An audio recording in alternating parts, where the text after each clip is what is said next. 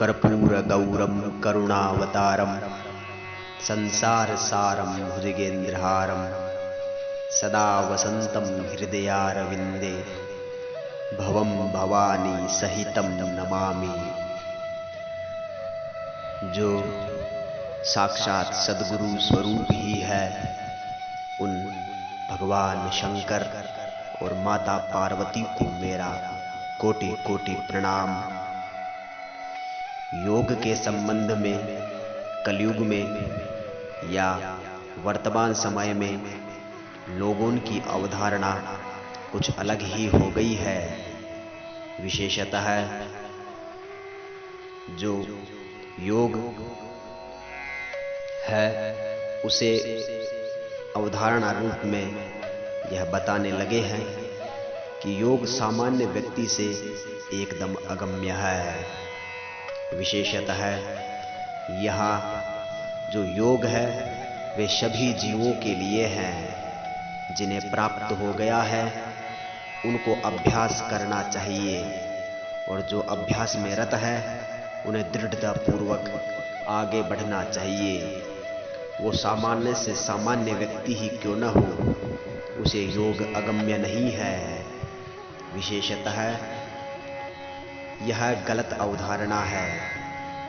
जो आज योग के प्रकांड विद्वान है तथा जो योगी है, जो आदि योगी है, वर्तमान के सभी जितने भी योगी हैं वे सबसे पहले सामान्य ही थे, परंतु उन्होंने योग को श्रवण किया, फिर उसका मनन किया, अध्ययन किया, फिर उसका अनुसरण किया और दृढ़तापूर्वक उसका पालन करते हुए वे योगी बने हैं। तथा वर्तमान समय में लोगों को लगता है कि योगी, जोगी, सन्यासी या वैरागी आदि नामों से प्रसिद्ध होने वालों में मानो कोई जड़ी बूटी का चमत्कार हो गया हो, बल्कि ऐसा बिल्कुल नहीं है। उन्होंने कठिन तपस्या करके अपने संपूर्ण सांसारिक सुखों को त्याग कर और मन को अपने वशीभूत करके, शरीर को अपने वशीभूत करके, कठिन तपस्या करके देवी कृपा से तथा देव कृपा से यह योगी, जोगी और सन्यासी पद ग्रहण किया है। अभ्यास के बिना कोई भी साधन संपन्न नहीं हो सकता।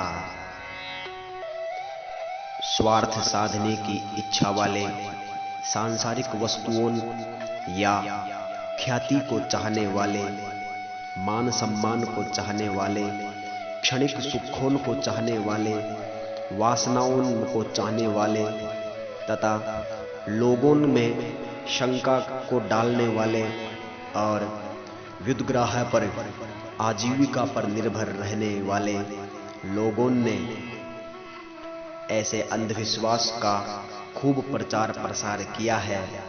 और वर्तमान में इस प्रकार के लोग जनता को धोखे में लाकर खूब ठगते हैं।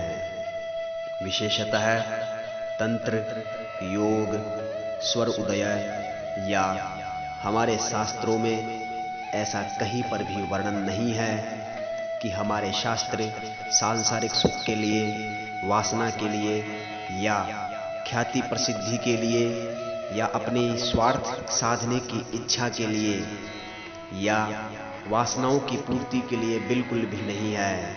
हमारे शास्त्र केवल और केवल आत्म कल्याण के लिए हैं, आध्यात्म जगत को प्रकाशित करने के लिए हैं और आध्यात्मिक जगत को प्रकाश करने के बाद फिर लोक कल्याण के लिए हैं। यम, नियम, आसन, प्राणायाम, प्रत्याहार, धारणा, ध्यान और समाधि ये योग के क्रमशः 8 अंग है। इसका दूसरा प्रकार यह भी है प्रथम षटकर्म, आसन, मुद्रा, प्रत्याहार, प्राणायाम, ध्यान और समाधि। विशेषतः पतंजलि आदि प्रमुख योगाचार्यों ने मोक्ष साधन के लिए प्राणायाम को उपयोगी मानकर स्वीकार किया है। पर वास्तव में प्राणायाम मोक्ष के साधन रूप ध्यान समाधि के लिए अंतःकरण की स्थिरता और निर्मलता के लिए अंशतः उपयोगी सिद्ध हो सकता है। आज भी हिमालय और जंगलों में हमारे योगी मुमुक्षु तपस्या करते हैं। कठिन तपस्या से पृथ्वी की दुर्लभ सिद्धियों को प्राप्त कर सकते हैं, जो साधारण मनुष्य उसकी कल्पना भी नहीं कर सकता। विशेषतः सामान्य आदमी, सामान्य मनुष्य जो अभी सांसारिक आकर्षण में ही फंसा हुआ है, उसे योगी बनने में, आध्यात्मिक जगत में प्रवेश करने पर जो प्रथम कदम है वह प्राणायाम ही है। इसलिए प्राणायाम को चित्त अंतःकरण को स्थिर और निर्मल मन में हेतुभूत होने से मुमुक्षु आत्मा को मोक्ष प्राप्ति के लिए अग्रसर होने में प्रथम सोपान कह सकते हैं। जो योग की प्रथम सीढ़ी है, उसका अवलंबन प्राणायाम में ही करना चाहिए।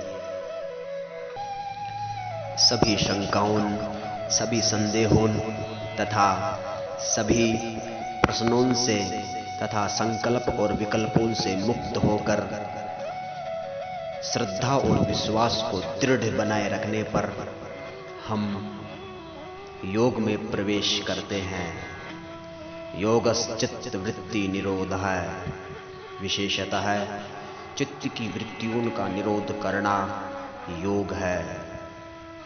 विशेषतः प्राणायाम की साधना करने पर अनेक प्रकार की सिद्धियां हमें प्राप्त होती है तथा चमत्कारों आदि की योग्यता भी प्राप्त होती है।